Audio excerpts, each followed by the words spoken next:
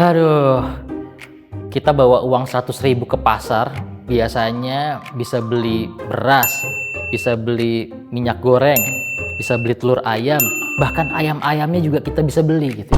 Tapi sekarang itu kita bawa 100.000 itu cuman bisa beli beras sama minyak goreng. Gimana coba? Apalagi kalau menjelang lebaran sekarang, harga barang itu biasanya ikut naik dan banyak orang buru-buru nyetok bahan pangan. Nah, fenomena ini disebut juga fenomena panic buying. Tapi tahu nggak teman-teman, bahwa tadi panic buying itu bisa menyebabkan harga-harga naik dan menyebabkan inflasi. Setiap tahun, ada momen-momen tertentu yang sering bikin harga-harga naik. Misalnya saat Ramadan dan Idul Fitri, atau saat Natal dan Tahun Baru. Di periode ini, konsumsi masyarakat biasanya meningkat, mulai dari bahan pangan sampai transportasi. Kalau kita lihat data 5 tahun terakhir, momen Ramadan dan Lebaran memang hampir selalu diikuti kenaikan inflasi. Bahkan di tahun 2025, inflasinya sempat mencapai 2%, tertinggi dalam 5 tahun terakhir. Lalu, bagaimana dengan Ramadan dan Idul Fitri tahun 2026? Apa saja faktor yang bisa mempengaruhi pergerakan harga di periode ini?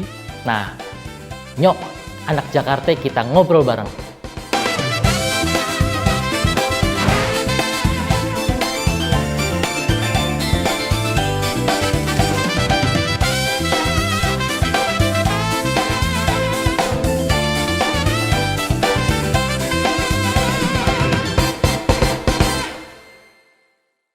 Halo anak Jakarta, selamat datang kembali di podcast Anak Jakarta.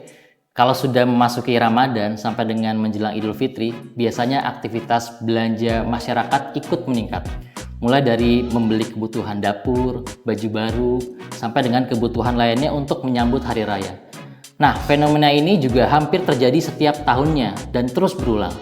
Nah, apalagi sekarang belanja itu makin gampang. Kita tinggal buka aplikasi e-commerce, scroll sedikit lalu check out.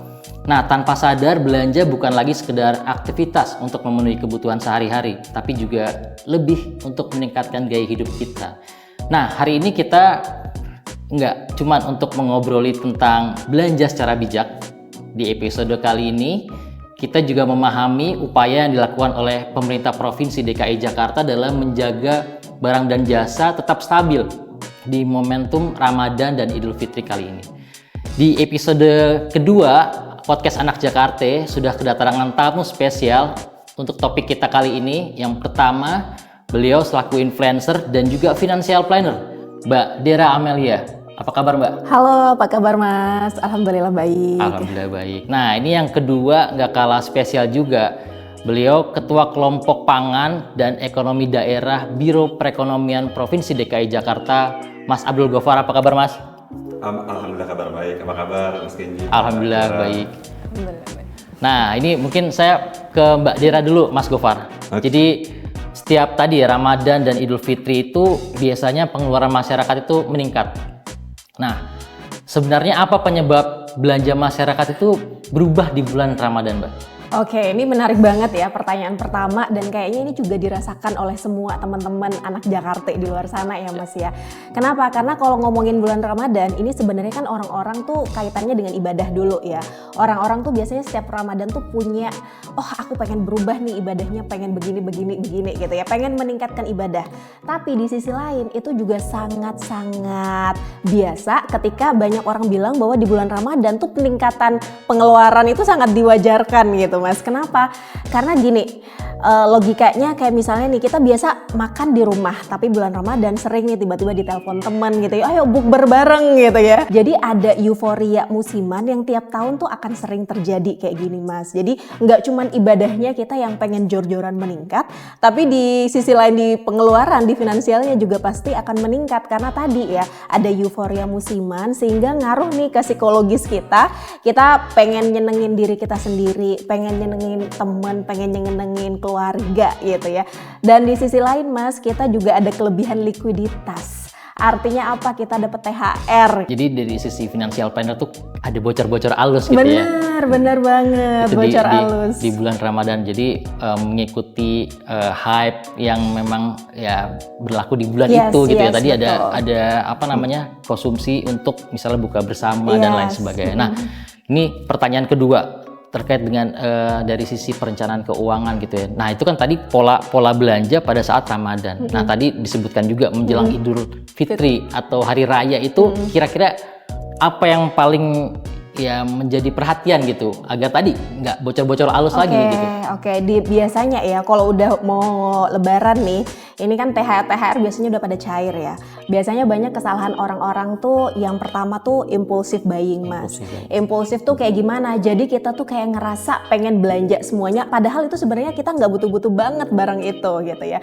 Nah, yang kedua itu adanya panic buying sebenarnya. Contohnya nih, biasanya kalau mau lebaran ya nanti mungkin Mas Gofar yang nambahin ya, itu kan harga cabai sama harga bawang meningkat. Jadi kita panik nih awal Ramadan atau tengah Ramadan, oh pokoknya saya mau nimbun dulu gitu kan. Jadi panik buying padahal ya mau ditaruh di mana gitu kan. Jadi kayak ujung-ujungnya juga busuk. Jadi panik buying ini akhirnya ngebuat orang-orang tuh beli berlebihan di atas kewajaran, di luar kebutuhannya. Dan yang ketiga itu tadi yang diomongin sama Mas Kenji, adanya micro spending. Micro spending ini jadi kayak kita ngeluarin rupiah tuh kecil-kecil tapi berasa gitu sebenarnya untuk keuangan kita. Jadi memang hal-hal kayak gini nih yang sebenarnya harus kita perhatikan nih di bulan Ramadan apalagi mendekati hari raya. Nah ini saya ke Mas Gofar gitu ya. Ini dari sisi pemerintah daerah, Mas. Apakah Ramadan dan Idul Fitri ini memang selalu ya memicu kenaikan harga ya, atau kita sebutnya biasanya inflasi gitu ya? Nah khususnya di Jakarta itu untuk kebutuhan pokoknya. Ya, mungkin kalau kita bilang kenaikan harga lebih common ya. Tapi kalau kita bicaranya inflasi, by definition dulu nih, saya mau mungkin sharing. Inflasi kan kita definisikan sebagai kenaikan harga barang atau jasa secara umum yang terus-menerus pada waktu tertentu. Jadi kalau misalnya naiknya tadi cuma cabai doang atau cuma baju doang, itu nggak inflasi namanya, Mas. Tapi kalau barang-barang nih, barang atau jasa naik, nah itu namanya, itu yang baru kita sebut inflasi. Nah, 5-6 tahun terakhir kita perhatikan memang menjelang Ramadan itu harga-harga naik atau inflasi lebih tinggi ketimbang bulan-bulan biasa gitu ya, atau hari-hari biasa. Dan berdasarkan data juga inflasi atau kenaikan harga itu lebih tinggi ketika menjelang Ramadan daripada menjelang Idul Fitri. Karena permintaannya banyak, jadinya harga-harga naik. Jadi memang menjelang Ramadan itu kenaikan harga lebih tinggi ketimbang hari-hari biasa. Nah, ini mungkin kita lebih lihat lagi gitu ya. Komoditas apa aja, Mas, yang biasanya paling sering mengalami kenaikan ya? Tadi permintaan yang berlebih gitu menjelang Ramadan dan Idul Fitri. Ya, sebenarnya kalau komoditas terutama pangan ya, tadi yang kita sampaikan bahwa orang pengen nyiapin sahur sama buka puasa. Tapi selain itu tadi Mbak Dera juga nyampein tuh harga-harga baju juga naik, Mas. Jadi kalau kita lihat datanya tuh harga-harga baju juga mengalami kenaikan harga atau inflasi. Terus harga tiket juga orang pada pulang kampung, atau misalnya kalau di kita banyak yang nyekar gitu ya menjelang Ramadan, atau udah beli tiket jauh-jauh hari menjelang, kan kalau kita mau pesen tiket bisa 30-45 hari sebelumnya. Nah itu udah pada pesan. Nah itu juga harga-harga yang biasanya naik menjelang Ramadan maupun Idul Fitri. Iya, itu memang biasa gitu ya. Memang yang nggak biasa tuh ada juga Mas yang naik gitu ya. Harga emas gitu ya. Tapi Mas Gofar nggak naik gitu harganya. Nah mungkin ini mengantarkan ke pertanyaan berikutnya gitu ya. Faktor lain apa yang menyebabkan harga-harga tadi gitu naiknya mungkin tinggi gitu, Mas, selain permintaan? Ya, sebenarnya kan kalau kita bicara harga, kenapa sih harga naik itu kan dari dua sisi. Karena permintaan maupun karena penawaran gitu ya. Nah, tadi kita sudah bahas, permintaannya banyak nih. Orang spending lebih banyak di bulan-bulan menjelang Ramadan maupun Idul Fitri. Selain itu juga untuk dari suppliernya itu otomatis biaya distribusinya kan meningkat. Kalau lihat nih, kalau teman-teman Mbak Dera atau Mas Kenji atau teman-teman anak Jakarta pada pesan online tuh, sekarang mungkin pengiriman akan lebih lambat. Kan? Karena kurir-kurir udah banyak banget tuh dia bawa barang, jadi biaya distribusinya itu meningkat. Lalu yang kedua, stoknya terbatas. Apalagi sekarang nih musim hujan nih, biasanya panen cabai atau panen bawang itu juga berkurang, sehingga dengan stok yang terbatas, permintaannya meningkat, jadilah harganya semakin tinggi. Lalu yang ketiga, ada kenaikan biaya produksi. Beberapa tadi yang jualan baju, biasanya misalnya omsetnya sebulan itu bisa 100-200 juta, sekarang bisa meningkat tuh, bisa 3 kali lipat, 4 kali lipat. Nah, akhirnya kan mereka hire pegawai yang memang musiman gitu ya, yang memang dibutuhkan pada saat itu aja, sehingga mereka harus keluar spending tambahan atau biaya-biaya tambahan untuk meng-hire pegawai-pegawai itu. Nah, itu yang akhirnya juga membuat ongkos produksinya naik.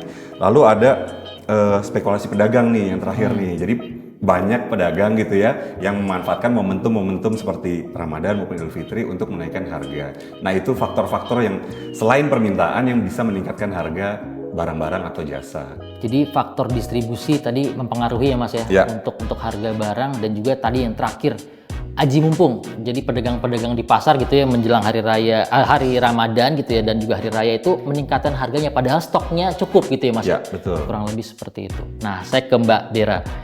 Nah, ini apa saja kesalahan pengelolaan keuangan Mbak? Apalagi tadi ya menjelang Idul Fitri gitu ya, terutama habis pembayaran THR. Nah, bagaimana kita harus memanfaatkan momentum ini dengan bijak? Nah, kesalahan banyak orang adalah tidak merencanakan, Mas. Jadi dipikirnya itu Ramadan tuh kayak tiba-tiba, Idul Fitri tuh tiba-tiba. Jadi ibaratnya kayak kalau misalnya dapat THR ya udah keluarin semua uang, ya udah belanja sesukanya. Jadi kayak nggak ada planning, nggak ada perencanaan. Nah, ini sebenarnya pentingnya financial planning di bulan Ramadan, atau teman-teman yang dapat THR itu sebelum dapat THR tuh kita udah nge-planning dulu gitu ya. Untuk apa aja nih kita yang mau belanja gitu ya. Jadi jangan sampai tadi ya kita impulsif buying, jangan sampai kita panik buying, atau malah kita ngeluarin hal-hal kecil tadi micro spending gitu.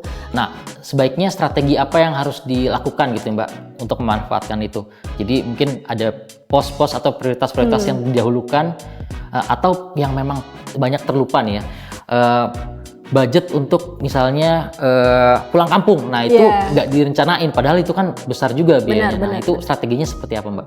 Oke, jadi kalau misalnya di financial planning kita tuh selalu ingat Mas, jadi ada pengeluaran yang sifatnya bulanan sama pengeluaran yang sifatnya tahunan. Pengeluaran bulanan tuh kayak kita ngeluarin dari gaji bulanan kita.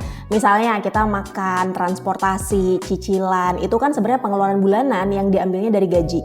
Tapi kita juga perlu tahu bahwa ada pengeluaran tahunan yang keluarnya itu nggak tiap bulan. Contohnya tadi Mas Kenji bilang, kita pulang kampung, kita kebutuhan untuk lebaran gitu ya. Kalau aku biasanya nyuruh teman-teman ya untuk THR-nya minimal 10% deh kita sisihkan buat nabung dan investasi.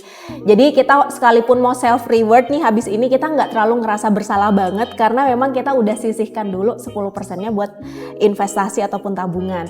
Baru sisanya kalau masih ada uang sisa nih, kita mau ibaratnya ya bagi-bagi hampers ke teman, mau beli baju lebaran dan segala macam nih. Ini lengkap banget dari Mbak Dera tadi ya, harus budgeting dulu gitu ya, kewajibannya gitu ya, terus juga tadi kebutuhannya juga menjelang Idul Fitri seperti apa, dan juga yang pastinya teman-teman harus saving gitu ya, jangan lupa menabung.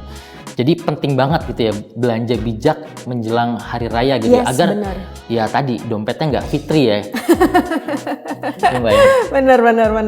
Nah, ini saya ke Mas Gofar. Tadi spending itu penting gitu ya untuk menggerakkan ekonomi ya, untuk Jakarta lebih tumbuh lagi. Tapi juga di sisi lain juga ada inflasi yang memang harus kita jaga. Nah, gimana Mas untuk menyeimbangkan antara tadi pertumbuhan dan stabilisasi dari Pemda DKI? Oke, kalau di kita sekarang di Indonesia atau di Jakarta targetnya sebenarnya 2,5% plus minus 1, atau di range 1,5 sampai 3,5% untuk inflasinya. Tapi kalau nggak ada inflasi gimana? Inflasi juga nggak selamanya buruk sih sebenarnya gitu ya. Kalau kita nggak inflasi atau bahkan deflasi, jadinya nggak ada pertumbuhan. Jadi inflasi itu penting, tapi harus terkendali asalnya gitu ya. Nah, gimana cara menjaganya? Di Pemprov DKI sendiri ada yang namanya Tim Pengendalian Inflasi Daerah atau TPID disebutnya, TPID Jakarta. Nah, tim inilah yang bertugas gitu ya untuk melakukan pengendalian atas inflasi supaya tetap terjaga. Tapi tim ini nggak bisa bekerja sendiri, tentu butuh dari para stakeholder, dari masyarakat, dari private sector untuk sama-sama bekerja sama menjaga ekonomi Jakarta, terutama inflasi ini bisa dikendalikan sehingga pertumbuhan ekonomi juga bisa dicapai nantinya.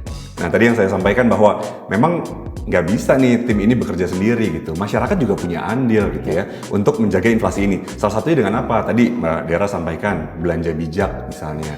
Oke, belanja bijak apa sih yang sebenarnya dibutuhkan itu yang dibeli. Jangan sampai beli barang-barang yang memang tidak dibutuhkan pada akhirnya, apalagi pangan ya, kita beli banyak pada akhirnya nanti kualitasnya tidak baik atau busuk jadi nggak bisa dipergunakan lagi atau tidak bisa dikonsumsi lagi. Itu yang pertama. Yang kedua, bisa memanfaatkan program-program pemerintah nih Mas, kayak misalnya untuk bahan-bahan pokok. Jakarta nih punya banyak program nih Mbak Dera nih, kayak misalnya pasar murah, bazar murah, kita juga punya gerai-gerai pangan, itu kita jamin harganya nggak lebih murah dibanding ya lebih murah lah daripada pasaran lah. Kita sosialisasikan yang namanya urban farming. Nah, banyak yang nanam cabai, pakcoy di rumah-rumah atau di lingkup-lingkup RT, RW, ibu-ibu PKK. Lumayan loh sekarang harga cabai berapa? Kalau kita bisa nanam sendiri kan bisa ngirit, bisa hemat uang belanja gitu ya, belanja bulanan bisa dihemat. Nah itu udah mulai banyak, bahkan dari masyarakat tuh udah banyak yang melakukan permintaan untuk bibit-bibit gitu ya, kita juga bisa supply itu ke masyarakat. Nah Jakarta punya super app namanya Jaki Mbak. Kalau Mbak Dera mungkin mau coba, itu banyak banget sih manfaatnya, termasuk untuk aduan warga. Bisa di-download di Android maupun iOS. Itu ada salah satu fitur yang namanya Info Pangan Jakarta. Nah itu bisa dilihat harga sekarang berapa, harga kemarin berapa, di pasar mana aja. Kurang lebih itu sih Mas Kenji, Mbak Dera yang kira-kira bisa dilakukan oleh teman-teman anak Jakarta untuk membantu menjaga inflasi tetap pada angka sasaran. Sebelum Ramadan udah ngitung nih Mbak Dera, stok pangan di Jakarta seperti apa sih, cukup apa enggak sih buat konsumsi teman-teman anak Jakarta di sini. Dan kita sudah hitung, itu sudah kita pastikan cukup. Nah, kita mau memperdalam untuk belanja bijak.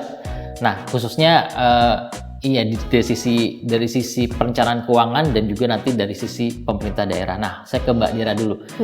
Dari sisi tadi ya rumah tangga gitu ya, bagaimana ya mungkin lebih teknis lagi cara menyusun anggaran khusus untuk Ramadan dan Idul Fitri biar tetap terkendali Mbak. Kalau misalnya kita balik lagi ke pertanyaan gimana sih cara kita nyusun anggaran gitu ya di bulan Ramadan, balik lagi kita harus punya daftar prioritasnya dulu karena banyak orang tuh bablas ibaratnya gitu karena nggak punya prioritas Mas. Nah yang kedua adalah belanja bijak. Belanja bijak tuh apa? Belanja bijak tuh sebenarnya kita adalah mindful dengan sadar.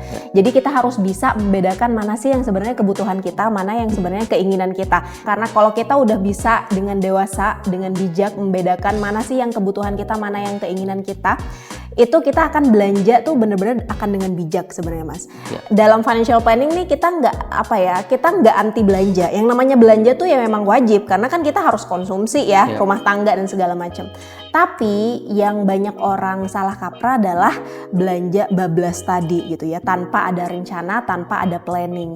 Jadi kalau dari aku sendiri, jadi selalu mengaitkan pembelanjaan itu dengan emosi. Padahal yang namanya belanja itu harus rasional, harus dipikirin dulu lah dengan otak, bukan dengan emosi sesaat kita gitu.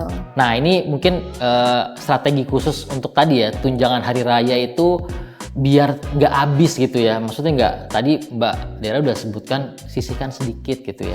Nah itu strategi khususnya kira-kira menurut Mbak Dera tuh seperti apa? Oke, ini THR, kalau ngomongin THR nih kayaknya harusnya udah pada dapat semuanya ya, karena Lebaran udah bentar lagi ya Mas ya. Nah biasanya kalau sebelum dapat THR, coba bikin rencana dulu, ini THR mau diapain, jadi jangan langsung dikeluarin ya. Jadi coba uang THR-nya kamu taruh di rekening yang berbeda dulu gitu ya.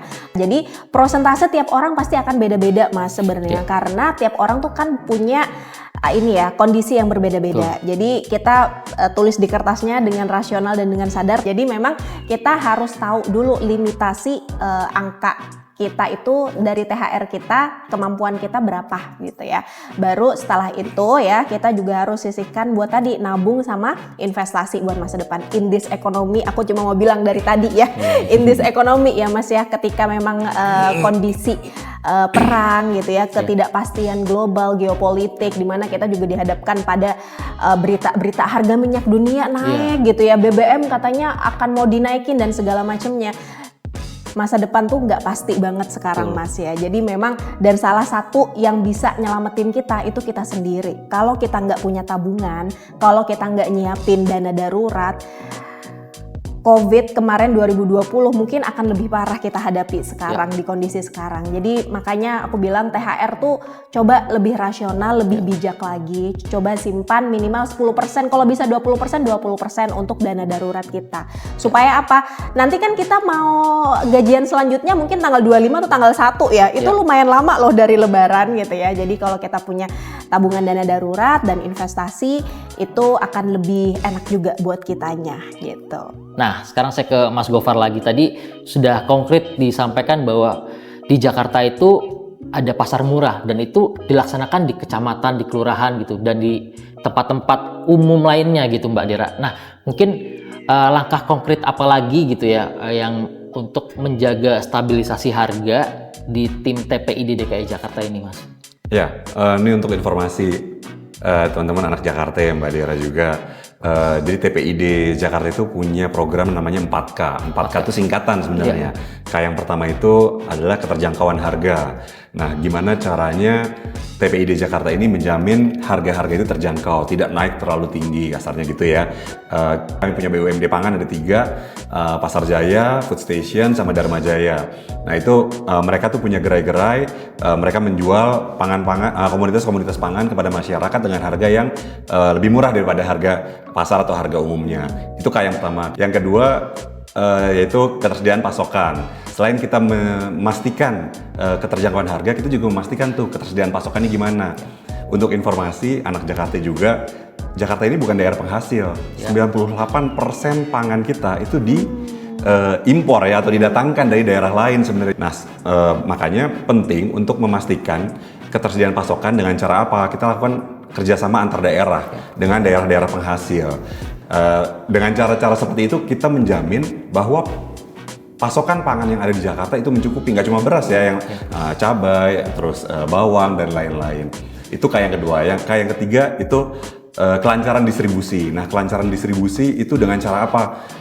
Kita punya nih Mbak, Mas Kenji, yang namanya mobil-mobil keliling, untuk pasar keliling. Jadi BUMD kita itu punya pasar keliling pakai mobil, dia jalan tuh ke pemukiman-pemukiman, ke daerah-daerah warga. Ini untuk tujuannya untuk mendekatkan pangan sehingga lebih mudah terdistribusi kepada masyarakat. Dan masyarakat nggak usah jalan jauh-jauh tuh, nggak usah ke minimarket, nggak usah ke, apalagi kalau harus ke supermarket gitu ya. Cukup ke sekitar pemukimannya itu sudah dihadirkan mobil-mobil tadi yang dibawa oleh BUMD kita yang isinya pangan. Yang terakhir adalah komunikasi efektif. Nah, komunikasi efektif ini penting. Kenapa? Ini meyakinkan kepada masyarakat bahwa pemerintah hadir. Pemerintah mengkomunikasikan, Pak Gubernur mengkomunikasikan bahwa stok di Jakarta pangan tuh aman, tersedia, tercukupi. Harga itu wajar, tidak naik terlalu tinggi, atau kita bisa kendalikan lah, bahasanya seperti itu. Kita tidak membatasi sih Mas untuk pasar murah, bazar murah. Jadi siapa saja boleh datang, boleh hadir. Nanti tadi yang saya sampaikan bisa ngelihat jadwalnya itu kapan-kapan aja, itu ada di masing-masing sosial medianya BUMD Pangan kita. Tapi yang jelas untuk Ramadan dan menjelang Idul Fitri ini programnya kita tambahin, kita lebih banyak gitu. Kalau hari-hari biasa misalnya 20 mobil keliling, sekarang kita bisa tambahin 2 kalinya atau 3 kalinya untuk lokasi-lokasinya ya, jadi jumlahnya juga lebih besar. Nah, TPID ini kan sebenarnya bukan cuma Pemprov DKI Jakarta, tapi banyak bantuan dari Bank Indonesia juga nih. Bank Indonesia Jakarta nih juga banyak berperan nih di TPID, termasuk untuk gerakan pangan murah. Bank Indonesia juga sering tuh collab sama Pemprov DKI Jakarta untuk mengadakan pasar maupun bazar pangan-pangan murah tersebut. Iya, berarti Mbak Dera warga Depok bisa pemanfaatan program ini juga gitu ya. Ke kelurahan terdekat mungkin. Tergantung kelurahan terdekat, sejaga karsa gitu ya. Iya betul. Bisa Atau kalau misalnya lagi berkegiatan, silahkan aja di daerah-daerah terdekat yang bisa dicapai sama Mbak Dera. Ya, makasih Mas. Jadi mungkin terdengar sedikit tadi ya, repot gitu ya, atau mikir 2 kali untuk berbelanja gitu. Namun belanja bijak itu bukan hanya membatasi diri kita untuk berbelanja, melainkan juga soal mengambilan keputusan secara bijak, memahami dampaknya itu untuk ekonomi dan diri kita sendiri. Jadi sebagai penutup gitu ya, bagaimana tips yang bisa diberikan oleh masyarakat secara luas agar lebih aware lagi dengan kesehatan finansial kita gitu ya. Terutama juga menjelang Hari Raya Idul Fitri yang tadi mana saya sampaikan bahwa ini bisa jadi momentum juga buat mengembalikan atau memulihkan kondisi finansial kita, financial heal gitu ya. Serta menghindari munculnya kondisi ya tadi ya. Jadi dompetnya yang fitri. Nah, menurut Mbak Dera seperti apa? Oke, jadi anak Jakarta mungkin kita juga perlu tahu ya Mas ya bahwa yang namanya Lebaran tuh cuma sehari loh. Setelah Lebaran tuh kita akan hidup seperti biasa ya. Jadi jangan sampai Lebaran yang satu hari ini membuat keuangan kita itu nggak sehat. Nah ini bijak nggak? Ini sebenarnya nggak bijak sama sekali. Apalagi kalau cuma untuk memuaskan pengen banggain diri. Padahal orang juga nggak ngeliat loh HP kita pakai apa gitu kan. Jadi makanya penting untuk bijak menentukan pengelolaan keuangan termasuk pemanfaatan THR di sini. Lebaran tuh cuma sehari ya. Ini momentum kita sebenarnya untuk berkumpul bareng sama keluarga. Yang namanya belanja bijak itu kita bukan berarti membatasi diri kita supaya nggak bisa self reward lah ibaratnya kalau anak kata Gen Z sekarang ya. Tapi sebenarnya yang namanya kita financial planning, kita belanja bijak, artinya tuh kita menyayangi diri kita sendiri loh ya. Nggak cuma buat hari ini, tapi hari besok juga gitu. Jadi make sure bikin daftar prioritas ya, yang wajib dulu, baru yang butuh, baru setelah itu yang ingin gitu ya. Jangan lupa untuk selalu disisihkan untuk yang nabung dan investasi. Karena hari esok tuh penuh ketidakpastian dan yang bisa nyelamatin diri kita itu cuma diri kita sendiri. Gitu kurang lebihnya Mas. Iya, jadi kepastian itu ya ketidakpastian itu sendiri gitu ya. Jadi kita harus mempersiapkan keuangan kita dengan sebaik-baiknya. Nah ini terakhir mungkin ada harapan dari Mas Gofar mewakili pemerintah Provinsi DKI Jakarta untuk menghimbau masyarakat untuk bisa menerapkan tadi ya belanja bijak dan juga tetap happy menjelang Hari Raya Mas. Ya, sebenarnya tadi Mbak Dera bilang belanja bijak itu kan bukan berarti nggak boleh belanja gitu ya. Benar. Tapi jangan FOMO juga gitu ya. Nah, kalau kaitannya sama inflasi gitu, saya sih mau menyampaikan kita bisa berbelanja lebih bijak, terutama untuk bahan pokok makanan. Karena ini ada fakta nih, Mas Kenji, Mbak Dera, sampah di Jakarta itu 60%-nya berasal dari makanan. Jadi sayang banget kan kalau kita beli makanan terlalu banyak, pada akhirnya jadi food waste. Nah, saya mau mengajak nih anak-anak Jakarta, teman-teman semua, Mas Kenji, Mbak Dera juga, untuk bisa berbelanja lebih bijak. Itu nanti sebenarnya manfaatnya untuk ke kita-kita juga, ke masyarakat juga gitu ya. Itu yang pertama. Yang kedua, kita manfaatin deh UMKM lokal gitu ya, supaya perputaran uangnya di Jakarta juga, di dalam negeri juga, sehingga pertumbuhan ekonominya juga nanti mendorong pertumbuhan ekonomi dalam negeri juga. Kurang lebih itu Mas Kenji. Makasih banyak Mas Gofar. Nah, belanja bijak bukan berarti menghentikan konsumsi tadi ya, namun juga mengelola keuangan secara tepat, mengelola konsumsi secara tepat. Nah, ingat juga momen Hari Raya itu ya tadi cuman sekali gitu ya, sebagai bukan berarti sebagai ajang untuk ya tadi ya FOMO dan lain sebagainya. Jadi ajang untuk berlatih untuk mengatur pola keuangan kita yang sehat dan juga belanja secara bijak. Nah tadi ada key takeaway dari Mas Gofar gitu ya. Jadi pemerintah DKI Jakarta melalui TPID DKI Jakarta memastikan stok pangan untuk kebutuhan Ramadan dan Lebaran tahun ini cukup. Pastinya masyarakat untuk dihimbau untuk berbelanja secara bijak sesuai dengan kebutuhan. Nah, tadi dari Mbak Dera juga kita dapat insight gitu ya. Jadi masyarakat itu harus menetapkan prioritas keuangannya secara bijak gitu dalam berkonsumsi dan dalam menabung dan lain sebagainya. Jadi khususnya untuk pada momentum Ramadan dan Idul Fitri. Tapi THR itu akronim sebetulnya Mbak Dera. Jadi T-nya itu tentukan budget pengeluaran, atur prioritas gitu ya. Khususnya di bulan Ramadan dan Idul Fitri. Nah, H-nya itu hindari pengeluaran yang berlebihan atau hutang untuk pembiayaan kita mungkin di hari raya nanti gitu ya. Dan R-nya yang terakhir, rayakan Idul Fitri dengan keuangan yang sehat dan sukacita. Oh, cakep. Nah, Mas Gofar, Mbak Dera, pastinya teman-teman anak Jakarta juga jangan lupa untuk follow dan subscribe media sosial Kantor Perwakilan Bank Indonesia Provinsi DKI Jakarta. Kami semua izin pamit undur diri. Sampai jumpa di podcast Anak Jakarta episode berikutnya. Bye. Bye-bye. Terima kasih.